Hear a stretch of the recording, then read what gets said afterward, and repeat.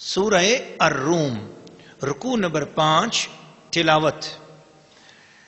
ظہر الفساد فی البر والبحر بما كسبت ایدی الناس لیذیقهم بعد الذی عملوا لعلهم يرجعون. قل سیروا فی الارض فانظروا کیف کان عاقبۃ الذین من قبل کان اکثرهم مشرکین فاقم وجهک للدین القیم من قبل ان یأتی یوم لا مرد له من اللہ یومئذ یصدعون.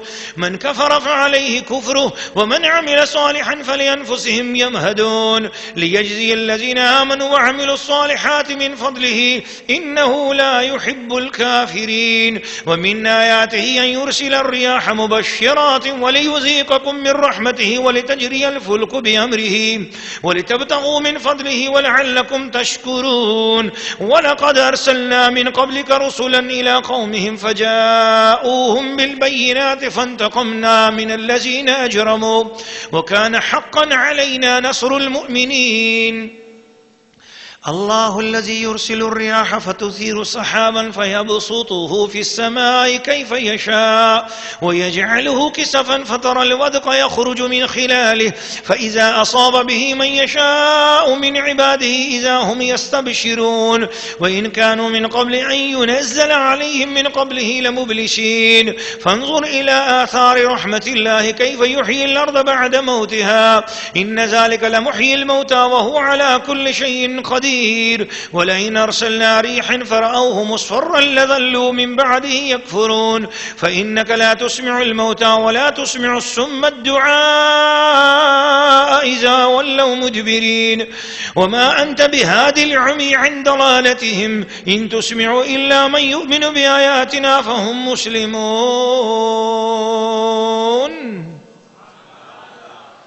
سورہ الروم رکوع نمبر 5 ترجمہ کنز الایمان. چمکی خرابی خشکی اور تری میں ان برائیوں سے جو لوگوں کے ہاتھوں نے کمائیں تاکہ انہیں ان کے بعد کوتکوں یعنی برے کاموں کا مزہ چکھائیں کہیں وہ باز آئیں. تم فرماؤ زمین میں چل کر دیکھو کیسا انجام ہوا اگلوں کا. ان میں بہت مشرک تھے تو اپنا منہ سیدھا کر عبادت کے لیے قبل اس کے کہ وہ دن آئے جسے اللہ کی طرف سے ٹلنا نہیں. اس دن الگ پھٹ جائیں گے. جو کفر کرے اس کے کفر کا وبال اسی پر اور جو اچھا کام کریں وہ اپنے ہی لیے تیاری کر رہے ہیں تاکہ صلہ دے انہیں جو ایمان لائے اور اچھے کام کیے اپنے فضل سے. بے شک وہ کافروں کو دوست نہیں رکھتا اور اس کی نشانیوں سے ہے کہ ہوائیں بھیجتا ہے مجدہ سناتی اور اس لیے کہ تمہیں اپنی رحمت کا ذائقہ دے اور اس لیے کہ کشتی اس کے حکم سے چلے اور اس لیے کہ اس کا فضل تلاش کرو اور اس لیے کہ تم حق مانو. اور بے شک ہم نے تم سے پہلے کتنے رسول ان کی قوم کی طرف بھیجے تو وہ ان کے پاس کھلی نشانیاں لائے. پھر ہم نے مجرموں سے بدلہ لیا اور ہمارے ذمہ کرم پر مسلمانوں کی مدد فرمانا. اللہ ہے کہ بھیجتا ہے ہوائیں کہ ابھارتی ہیں بادل پھر اسے پھیلا دیتا ہے آسمان میں جیسا چاہے اور اسے پارا پارا کرتا ہے تو تو دیکھے اس کے بیچ میں سے مئی نکل رہا ہے. پھر جب اسے پہنچاتا ہے اپنے بندوں میں سے جس کی طرف چاہے جبھی وہ خوشیاں مناتے ہیں اگرچہ اس کے اتارنے سے پہلے آس توڑے ہوئے تھے. تو اللہ کی رحمت کے اثر دیکھو کیوں کر زمین کو جلاتا ہے اس کے مرے پیچھے. بے شک وہ مردوں کو زندہ کرے گا اور وہ سب کچھ کر سکتا ہے. اور اگر ہم کوئی ہوا بھیجیں جس سے وہ کھیتی کو زور دیکھیں تو ضرور اس کے بعد ناشکری کرنے لگیں. اور اگر ہم کوئی ہوا بھیجیں جس سے وہ کھیتی کو زرد دیکھیں تو ضرور اس کے بعد ناشکری کرنے لگیں. اس لیے کہ تم مردوں کو نہیں سناتے اور نہ بہروں کو پکارنا سناؤ جب وہ پیٹھ دے کر پھیریں اور نہ تم اندھوں کو ان کی گمراہی سے راہ پر لاؤ تو تم اسی کو سناتے ہو جو ہماری آیتوں پر ایمان لائے تو وہ گردن رکھے ہوئے ہیں.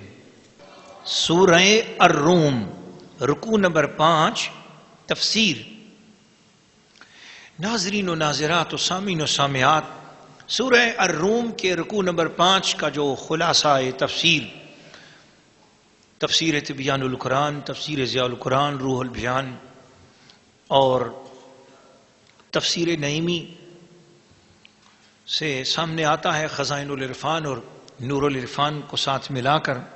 وہ یہ ہے کہ اس کائنات پست و بالا میں جو بھی فساد ہوتا ہے وہ انسانوں کے گناہوں کی وجہ سے ہوتا ہے. جو بھی پریشانیاں آتی ہیں اس کے پیچھے دو ہی چیزیں ہو سکتی ہیں، یا تو کوئی شرک ہوا ہے یا کوئی نافرمانی گناہ ہوا ہے. اور جب بھی امن اور آشتی اور سکون پھیلے گا تو اس کے پیچھے یا کوئی نیکی ہوگی یا توحید اور رسالت کا فیضان ہوگا. کائنات کی سیر کرو، اللہ پاک فرماتا ہے جاؤ دیکھو، اس کائنات میں گھومو، برے لوگوں کا انجام دیکھو. یہ آیت کریمہ ہے، بار بار قرآن مجید میں کئی مرتبہ آتی ہے. دیکھو برے لوگوں کا انجام کیا ہوا، کیونکہ تمہیں کائنات کے اندر اچھے لوگوں کی، نیک لوگوں کے ساتھ جو ہوا وہ سب کو نظر آ رہا ہے، لیکن برے لوگوں کا انجام غور سے دیکھنا، یہ ان لوگوں کے لیے نصیحت ہے جن کے دل میں آخرت کا خوف نہیں آتا، دل میں ڈر نہیں آتا، دل سخت ہو گئے ہیں. جاؤ اور مجرموں کا انجام دیکھو، ظالموں کا انجام دیکھو، مشرکین کا انجام دیکھو. کیا انجام ہوا ان کا؟ شرک والوں کا انجام کیا ہوا؟ اس لیے جب شرک والوں کا انجام دنیا میں ہزاروں سال کی تاریخ میں کوئی ایک مشرک بتا دو اس کائنات میں وہ ہو مشرک، اور مرنے کے بعد آج تک اسے یاد کیا جا رہا ہو، اس سے کسی کو فیض مل رہا ہو، اس کا کوئی بھلا کام ہو جو اس کو نفع دے رہا ہو، کوئی نہیں. ہزاروں سال سے بتوں کی پوجا کرنے والوں، تمہارے بتوں نے تمہیں کیا فائدہ دیا؟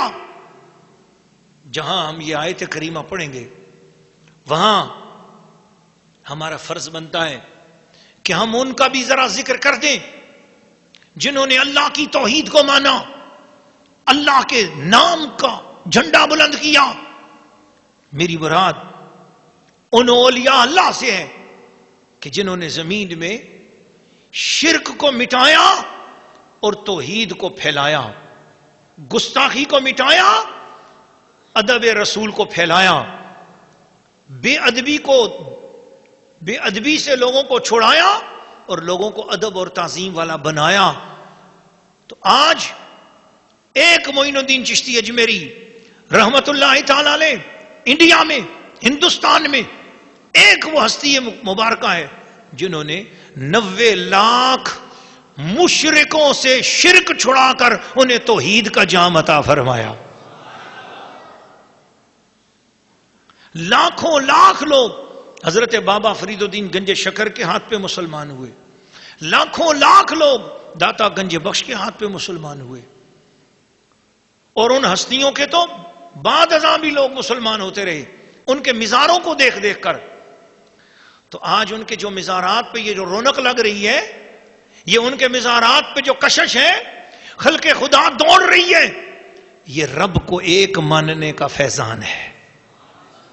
مشرکوں دکھاؤ، اے کافروں دکھاؤ، کوئی بتوں کے بھی ماننے کا ایسا کوئی سلسلہ ہے کہ کسی نے بتوں کو مانا ہو اور پھر اس کی قبر اس طرح زندہ ہو اور اس کا نام اس طرح زندہ ہو؟ حضور داتا گنج بخش رحمت اللہ علیہ ہوں، حضور سلطان الہند ہوں، یہ وہ ہستیاں ہیں کہ جنہوں نے زمین میں اللہ کے نام کو بلند کیا، لوگوں کے دلوں میں اللہ کی تعظیم پیدا کی. مجھے داتا صاحب رحمت اللہ علیہ کی کتاب کشف المحجوب میں وہ کلمہ یاد آ رہا ہے، ایک فقرہ کہ آپ فرماتے ہیں جب میرے مرشد حضرت سیدنا شیخ الشیوخ ولی الاولیاء شیخ ابو الفضل ختلی رحمت اللہ علیہ کا وصال ہو رہا تھا، تو میرے مرشد کا جب دنیا سے پردہ ہونے کا وقت قریب آیا، وصال کا وقت قریب آیا، تو ان کا سر میری گود میں تھا. تو میں رو رہا تھا اور میں نے کہا کہ حضور آپ مجھے چھوڑ کے جا رہے ہیں، سرکار کوئی نصیحت عطا کر دیں. میرے مرشد کریم اب آپ کے اوپر وصال کا وقت ہے اور آپ دنیا سے چلے جا رہے ہیں، کوئی ایسی نصیحت کر دیں کہ جو میری دنیا اور آخرت میں میرے کام آئے. حضور داتا صاحب فرماتے ہیں کہ بس میرے مرشد نے ایک لفظ کہا اور ان کی روح پرواز کر گئی. انہوں نے فرمایا اے علی اجویری، اللہ کے کاموں میں خود کبھی دخل نہ دینا، اللہ کے کاموں میں دخل نہ دینا، اس کا سچا بندہ بن کے رہنا، وہ جو کرے اس کی مرضی کو اپنے اوپر نافذ کرتے رہنا، وہ جو چاہے بس. اولیاء اللہ نے یہ وصیتیں کی ہیں کہ اللہ کی مرضیوں پہ چلو، اللہ کی مرضی پر چلو. اس لیے آج پھر اللہ کی مرضی کیا ہوتی ہے؟ فَاذْكُرُونِي أَذْكُرْكُمْ، تم مجھے یاد کرو میں تمہارا چرچا کروں گا. اعلیٰ حضرت امام اہل سنت مجدد دین و ملت پروانہ شمع رسالت امام احمد رضا خان فاضل بریلوی رحمت اللہ تعالی علیہ نے کیا کیا کہ آج کائنات انہیں یاد کر رہی ہے؟ اس کی ایک ہی بات ہے، انہوں نے کائنات میں توحید باری تعالیٰ کو پھیلایا، تعظیم رسول پاک کو پھیلایا. جب لوگ یوں کہتے تھے کہ خدا جھوٹ بھی بول سکتا ہے، استغفر اللہ العظیم، جب لوگوں میں اتنی گمراہی آ گئی، اتنی بددینی آ گئی، اتنی بد مذہبی آ گئی، اتنی بدعقیدگی آ گئی کہ ان لوگوں نے اپنے آپ کو مسلمان کہتے ہوئے بھی ان کو یہ نہ پتہ چل سکا کہ سبحان کا ترجمہ یہ ہے کہ سبحان وہ رب ہوتا ہے، سبحان ہوتا ہی وہ ہے جو ہر عیب سے پاک ہو. مگر انہوں نے اپنی کتابوں میں بعد نادانوں نے لکھ دیا کہ خدا جھوٹ بھی بول سکتا ہے، وہ جھوٹ بولنے پہ قادر ہے، اگر وہ جھوٹ نہ بولے تو خدا کیسا؟ اعلیٰ حضرت نے ان کی رد کیا، اعلیٰ حضرت نے ان کا مقابلہ کیا اور ان بد دینوں، بد مذہبوں، بد عقیدہ لوگوں کو سمجھایا کہ اسلام کی طرف پلٹو، توحید کی طرف پلٹو. رب کی بے ادبی میں برداشت نہیں کر سکتا، میرے رب کی توحید میں تعظیم بھی ہے، تنزیہ بھی ہے، تقدیس بھی ہے. میرا رب پاک ہے، میرا رب عظیم ہے اور سبحان ہے، اور سبحان کا مطلب یہ ہے کہ وہ ہر عیب سے پاک ہو، اور چونکہ جھوٹ بولنا عیب ہے اور میرا رب اس عیب سے پاک ہے. تو اس طرح امام اہل سنت نے اللہ تعالیٰ کی توحید کا جھنڈا بلند کیا. پھر کچھ لوگوں نے رسول اللہ صلی اللہ علیہ وسلم کی بے ادبی اور گستاخی کی. انہوں نے یوں کہنا شروع کر دیا اللہ تعالیٰ چاہے تو کئی محمد بنا سکتا ہے. یہ آپ نے اس کے خلاف بھی بہت سخت کام کیا اور ایسے گمراہوں کے لیے بھی آپ نے بڑا کام کیا. اور آپ نے فرمایا نہیں، اللہ کریم کی ایک شان ہے، اور اللہ پاک نے جب فرما دیا ہے کہ خاتم النبیین، میرے نبی محمد مصطفیٰ آپ خاتم النبیین ہیں، نبیوں کا سلسلہ بند ہو چکا ہے. جس آخری نبی نے آنا تھا اس کا نام محمد الرسول اللہ ہے. اب قیامت تک کوئی اور نبی نہیں ہے. لہذا اللہ کریم نے وہ کام نہیں کرنا جو کام اللہ پاک کی طرف منسوب کیا جا رہا ہو، اور اس طریقے سے کہنا کہ اللہ تعالیٰ چاہے تو کئی اور محمد بنا سکتا ہے، یہ بات ختم نبوت کے عقیدے کے خلاف ہے اور اللہ تعالیٰ کی شان سے بعید ہے. اللہ پاک نے جس کو چاہا ایک ہی کیا ہے. جس طریقے سے اعلیٰ حضرت نے دلیل دی، فرمایا ہر انسان کا باپ ایک ہی ہوتا ہے اور اس کا ہر انسان کا والد ایک ہی ہوتا ہے، اور جس ماں سے جنم لیتا ہے وہ ماں بھی ایک ہی ہوتی ہے، دوسری ماں کوئی نہیں ہے، اور دوسرا باپ کسی انسان کے بیک وقت دو باپ نہیں ہو سکتے. اور فرمایا امت محمد مصطفیٰ صلی اللہ علیہ وسلم قیامت تک کے لیے النبی اولا بالمؤمنین من انفسہم وازواجہ امہاتہم، نبی ایمان والوں کی جانوں سے بھی زیادہ نزدیک ہے. اور حضرت عبداللہ ابن عباس نے ارشاد فرمایا وَهُوَ ابو لہم، اور وہ رسول پاک صلی اللہ علیہ وسلم پورے ایمان والوں کے باپ ہیں. جس طرح باپ ایک ہی ہوتا ہے دوسرا باپ نہیں ہوتا، اور اللہ نے کسی بھی شخص کے لیے دو باپ نہیں بنائے ہیں، دو مائیں نہیں بنائی ہیں، اسی طرح پوری امت مصطفیٰ کے لیے محمد بھی ایک ہی بنایا ہے، دو محمد نہیں بنائے.